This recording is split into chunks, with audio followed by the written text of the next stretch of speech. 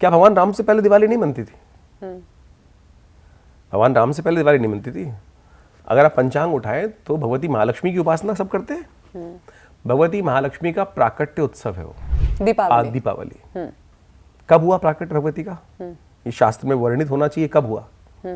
महिषासुर नाम के राक्षस का संहार जब नहीं हो रहा था, तो उसका संहार करने के लिए समस्त देवताओं ने उस पराशक्ति की स्तुति करी है, और उन्हीं के शरीर से मां भगवती का प्राकट्य हुआ है। और जब वो प्राकट्य हुआ तब कार्तिक मास की अमावस्या थी, जिसकी कथा देवी भागवत में आती है, और उसके नाम से दिव्य अथर्व शीर्ष एक शास्त्र में प्रार्थना है, अथर्व शीर्ष जो है वो निकला है। जब देवता स्तुति करते हैं, नमो देवे महादेवे शिवाय नमः प्रकृति भद्राय नेता पंडिता समताम, जब देवताओं ने स्तुति करी है, वो दिव्य अथर्व शीर्ष के अंतर्गत वर्णन मिलता है। और दुर्गा सप्तशती के दूसरा अध्याय वो भगवती महालक्ष्मी का प्राकट्य हुआ है। लेकिन हम तो जो कथा सुनते हैं कि समुद्र मंथन से देवी लक्ष्मी का जो है प्राकट्य हुआ था। हाँ, वो भी कथा है, उसमें तो पूरी कथा। अब हमने बेसिकली क्या किया है, छोटे छोटे फेज निकाल लिया।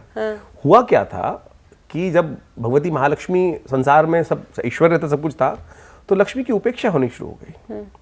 जब और उसके साथ दूसरी घटना घटी कि जब महालक्ष्मी संसार में जब ऐरावत पे आरूढ़ होकर इंद्र भ्रमण करने जा रहे थे, तो रास्ते में दुर्वासा सामने मिलते हैं, और दुर्वासा उनको पुष्प चढ़ाते हैं इंद्र को। इंद्र उस पुष्प माला को लेने के बाद ऐरावत को रख देते हैं, और ऐरावत दुर्वासा के सामने ही उस माला को उठा के जमीन में पटक देता है। तो दुर्वासा श्राप देते हैं कि इंद्र श्री विहीन हो जाओ, श्री विहीन हो जाओ, श्री विहीन हो जाओ।